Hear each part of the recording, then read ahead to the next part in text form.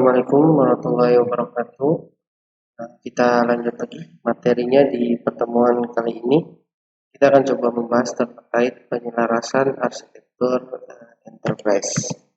Nah, topik bahasanya di sini kita akan coba bahas terkait framework penyelarasan GRAL dan fenomena penyelarasan. Oke, yang pertama kita coba bahas terkait penyelarasan arsitektur. Bagaimana merancang arsitektur pada level infrastruktur, aplikasi, dan bisnis sedemikian sehingga masing-masing arsitektur dapat saling melengkapi dengan optimal. Nah, mencapai keselarasan antara bisnis dan teknologi informasi merupakan salah satu faktor pendorong penting dalam sebuah arsitektur. Nah, jadi dalam kita membuat sebuah arsitektur, maka keselarasan atau kesesuaian antara satu proses dengan proses yang lain, atau di sini bisa dikatakan dari satu level ke level yang lain gitu ya, harus sesuai gitu kan, karena itu menjadi salah satu faktor penting ya pada saat dibuatkan sebuah arsitektur. Karena dengan dibuatnya arsitektur itu diharapkan antara setiap levelnya, antara setiap bagiannya itu ya saling berkesinambungan, saling mempunyai kesesuaian sehingga dapat mendukung berjalannya setiap proses itu sesuai dengan yang diharapkan atau bisa semestinya. Nah, makanya di sini dikatakan keselarasan antara bisnis dan teknologi itu merupakan salah satu faktor pendorong yang penting, gitu ya. Karena memang istilahnya kan antara bisnis apa sih yang mau dijalankan, nanti baru kebutuhan teknologi informasinya harus seperti apa, gitu ya. Jadi jangan sampai kita sudah menyiapkan teknologi informasinya, tapi ternyata tidak sesuai dengan bisnis yang akan kita jalankan. Makanya dalam pembuatan atau membuat sebuah rancangan arsitektur itu tidak bisa langsung dari teknologi informasinya begitu saja, tapi mungkin kita harus melihat dulu bisnis yang akan dijalankannya itu seperti apa sih, gitu kan? Tentang apa? Nah, lalu bagaimana ingin dijalankannya? Nah, baru kita bisa menyesuaikan, kita selaraskan gitu ya dengan kebutuhan dari teknologi informasinya harus seperti apa berdasarkan bisnis yang akan dijalankan. Mungkin seperti itu ya. Jadi tidak bisa langsung saya punya teknologi informasi seperti ini langsung kita terapkan saja gitu kan, tanpa melihat kondisi seperti apa. Nah, berikutnya ada framework penyelarasan. Nah, proyek GRAL menggunakan studi kasus organisasi publik dan sektor keuangan. Semua organisasi aktif mencari keselarasan antara TI dan teknologi terkait dengan arsitektur bisnis, perubahan teknologi, proses bisnis, struktur organisasi, dan lingkungan bisnis menyebabkan sulit selaras. Tujuan mendapatkan pedoman operasional untuk menyelaraskan arsitektur TI dengan arsitektur bisnis. Nah, intinya itu gitu ya. Jadi ketika adanya pembuatan sebuah arsitektur itu pasti kan intinya sih ingin menyelaraskan antara arsitektur TI dengan arsitektur bisnisnya, antara bisnis yang akan dijalankan dengan kebutuhan dari teknologi informasinya ya harus saling selaras, saling berkesinambungan sehingga dapat berjalan dengan baik. Nah, di sini sebuah kumpulan konsep dan relasi di antara mereka yang dapat digunakan untuk mendeskripsikan fenomena. Jadi diperlukan sebuah framework konseptual untuk mendeskripsikan secara seragam fenomena penyelarasan yang dijumpai di organisasi yang berbeda. Nah, jadi ini dimensi framework GRAL ini ada aspek sistem, agresi sistem, proses sistem, dan level deskripsi. 3 dimensi pertama mencakup cara untuk mengamati sebuah sistem melalui properti yang diamati secara eksternal, melalui struktur internalnya, melalui tahapan-tahapan hidupnya. Dimensi keempat terkait dengan level detail serta disertakan dalam deskripsi sistem. Ya. Oke, selanjutnya di sini aspek sistem. Ya. Sistem yaitu kumpulan elemen yang koherensinya dianggap dapat menghasilkan nilai tambah add value bagi lingkungannya. Contohnya organisasi, rumah, program. Aspek sistem ini kumpulan dari seluruh elemen dengan beberapa propertinya. Subsistem itu kumpulan dari elemen tersebut namun dengan seluruh propertinya. Kompleksitas model sistem dapat dikurangi dan dengan berfokus pada aspek sistem atau dengan mengabaikan subsistemnya. Jadi aspek sistem ini adalah sebuah kumpulan elemen yang memang dapat memberikan nilai tambah di lingkungannya tersebut. Jadi di sebuah organisasi itu terdapat bagian apa saja sih gitu ya, yang dinamakan aspek kan kumpulan dari seluruh elemen. Dan di satu organisasi itu ada bagian apa saja gitu ya. Ada misalkan ada keuangan, kalau contohnya kampus berarti ada keuangan, ada akademik, ada kemahasiswaan, ada marketing misalnya seperti itu. Nah, dari setiap bagian tersebut itu ada kebutuhan propertinya harus seperti apa sih? Oh, misalkan keuangan secara prosesnya seperti apa? Oh, akademik secara prosesnya seperti apa? Nah, itu pada saat membuat sebuah arsitektur itu menjadi sebuah perhatian karena di setiap bagian, setiap proses itu kan pasti akan ada perbedaan, tetapi bagaimana caranya di setiap bagian tersebut itu bisa saling berkesinambungan juga, gitu ya, sehingga membentuk sebuah sistem yang jadi satu kesatuan. Nah, berikutnya ada hierarki agregat. Ya, semua sistem dapat disusun dalam hierarki agregasi. Dalam Pramodal, aspek sistem dapat diobservasi pada setiap level dengan dari hierarki agregasi. Dalam penyelarasan arsitektur TI terdapat 3 jenis hierarki agregasi yang saling berhubungan, ada fisikal, sosial, dan simbolik.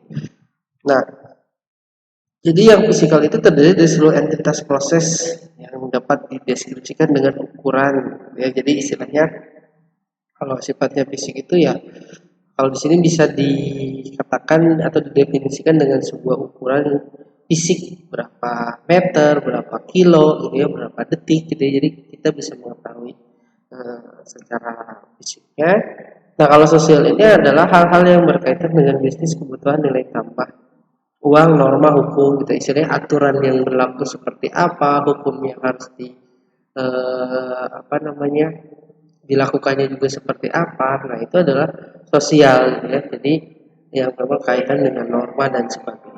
Kalau simbolik itu dunia simbol manipulasi merupakan dunia untuk software dan dokumennya. Jadi maksudnya adalah ketika kita merancang sebuah arsitektur atau membuat sebuah aplikasi sistem, kadang kan kalau kita tanpa sadari, kalau ikonnya kayak bentuk printer, kita tanpa dikasih tahu udah tahu oh itu berarti tombol untuk melakukan print, gitu ya. Itu sebuah simbol. Jadi tanpa harus kita memberikan keterangan atau kata, kita bisa mengetahui kalau simbol tersebut itu memang untuk print atau icon-icon yang lain yang pada umumnya sudah digunakan. Karena apa? Mungkin bisa lebih menghemat dari segi eh, penempatan. Karena kalau misalkan ditulis misalkan printer atau cetak gitu ya, misalkan lumayan gitu. Nah, kalau dengan icon saja kan bisa mempersingkat sebuah penempatannya. Mungkin seperti itu. Nah, yang ketiga ada proses sistem. Dimensi ketiga dari Pemokar terdiri dari langkah-langkah yang dijalani sistem dalam hidupnya.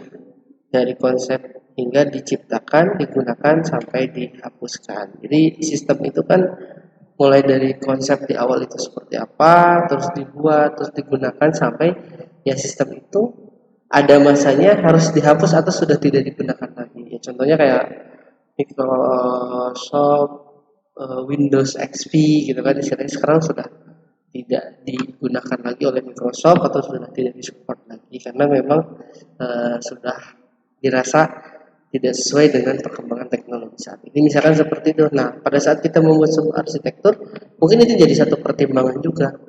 Aplikasi atau sistem yang akan kita buat kira-kira untuk berapa tahun ke depan yang dirasa masih mumpuni. Karena kan perkembangan dari teknologi informasi itu sangat pesat gitu ya. Sepersekian detik, sepersekian menit itu sudah ada teknologi-teknologi yang terbaru. Nah, mungkin itu bisa jadi perhatian kita pada saat membuat sebuah rancangan sistem. Ya. Nah, berikutnya bagaimana dalam masalah penyelarasan adalah bagian penting dalam masalah penyelarasan adalah koordinasi pengembangan masa depan sistem IT. Masalah rumit karena setiap sistem memiliki beberapa versi, beberapa sistem dibuat oleh pihak luar sehingga bila ada perubahan akan menjadi masalah. Nah, intinya sih dalam membuat sebuah rancangan arsitektur ya tadi istilahnya kita harus selaras, harus adanya koordinasi gitu ya antara satu bagian dengan bagian yang lain. Kenapa? Karena ya tadi harus ada kesesuaian.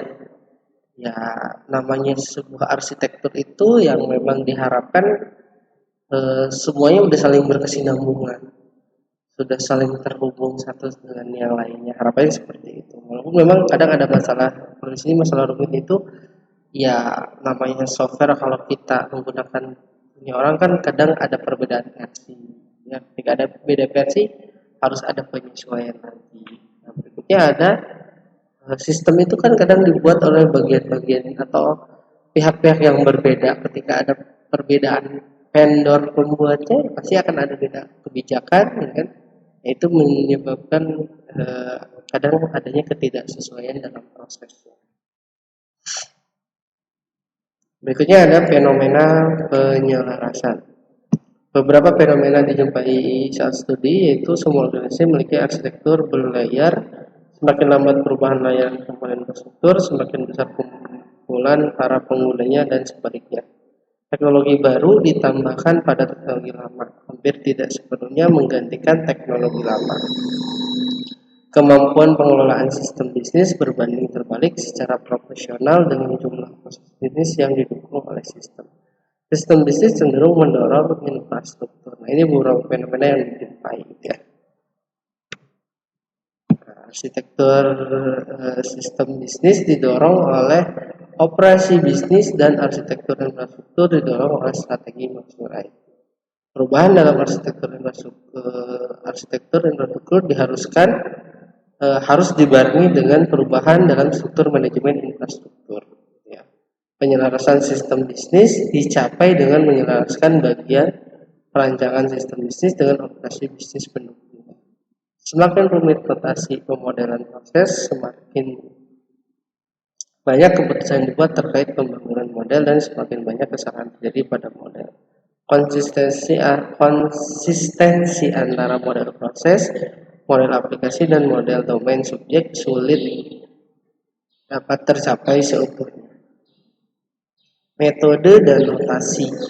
Arsitektur saat ini terlalu rumit dan tidak fleksibel untuk digunakan di lingkungan bisnis dan dinamis. Nah, ini beberapa fenomena yang memang dapat dijumpai dalam proses pembuatan arsitektur. Memang kadang tidak bisa terhindarkan gitu ya, yang sehingga membuat kita sebagai perancang atau pembuat arsitektur itu harus benar-benar memahami, harus benar teliti dalam proses pembuatan. Nah, mungkin itu saja yang bisa saya sampaikan dalam materi kali ini.